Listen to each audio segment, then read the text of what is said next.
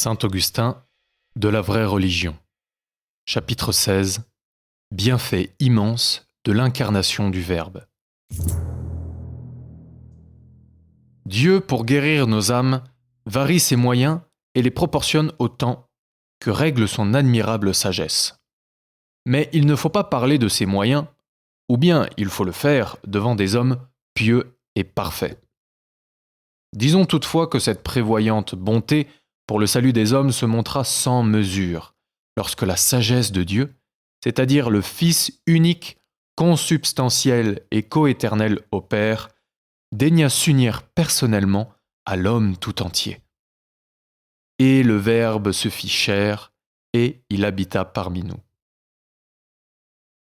Ainsi les hommes charnels, esclaves de leurs sens, et incapables de contempler la vérité, ont pu comprendre quel rang distingué, parmi les créatures, occupe la nature humaine. Non content de se rendre visible, comme il le pouvait dans un corps subtil et aérien, accessible à notre regard, il s'est manifesté aux hommes, en se faisant véritablement homme. Il convenait en effet qu'il revêtît la nature qu'il devait racheter. Et afin que ni l'un ni l'autre sexe ne se crût rejeté de Dieu, il se fit homme et voulut naître d'une femme. Il n'eut point recours à la violence, mais uniquement aux sages conseils et aux moyens de persuasion. Le temps de l'antique servitude était passé, le jour de la liberté avait lui, et l'heure favorable était venue démontrer à l'homme pour son salut comment Dieu l'avait créé libre. Les miracles révélèrent en lui le Dieu qu'il était, et ses souffrances, l'homme qu'il s'était uni.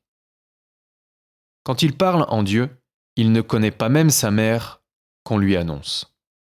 Et cependant, nous dit l'Évangile, il était dans son enfance soumis à ses parents.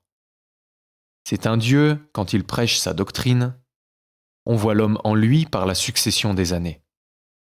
Veut-il, comme Dieu, changer l'eau en vin? Il ajoute « Femme, retire-toi de moi. Qu'y a-t-il entre toi et moi?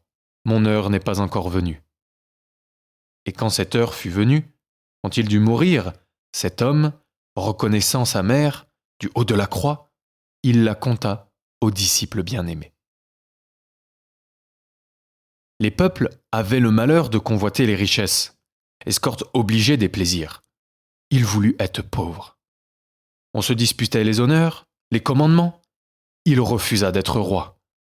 Une postérité charnelle était partout, un bien vanté. Il méprisa une telle union, une semblable postérité. On repoussait avec orgueil les outrages. Il les endura tous. L'injustice semblait intolérable.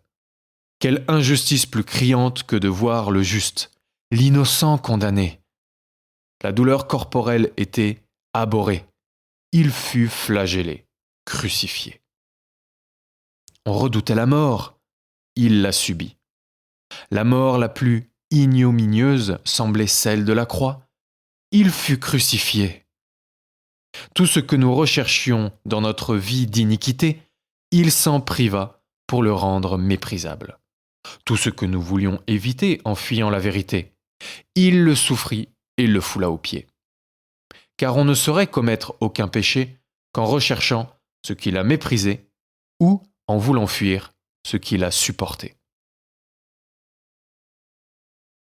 Ainsi, toute la vie qu'il a menée sur la terre, avec l'humanité dont il a daigné se revêtir, est la règle des mœurs. Quant à sa résurrection d'entre les morts, elle montre suffisamment que rien ne périt dans la nature de l'homme, puisqu'en lui, tout est sauvé par Dieu. Tout sert entre les mains du Créateur, soit au châtiment du péché, soit au salut du pécheur. Et cependant, le corps obéit à l'âme sans contrainte, quand celle-ci est soumise à Dieu. Dans ces heureuses conditions, non seulement aucune nature n'est essentiellement mauvaise, ce qui d'ailleurs est impossible, mais le mal ne peut même l'atteindre puisqu'il est la suite du péché et son châtiment. Telle est la partie naturelle de l'enseignement. Les chrétiens incapables de raisonner doivent y croire sans hésiter. Les plus intelligents la trouveront pure de toute erreur.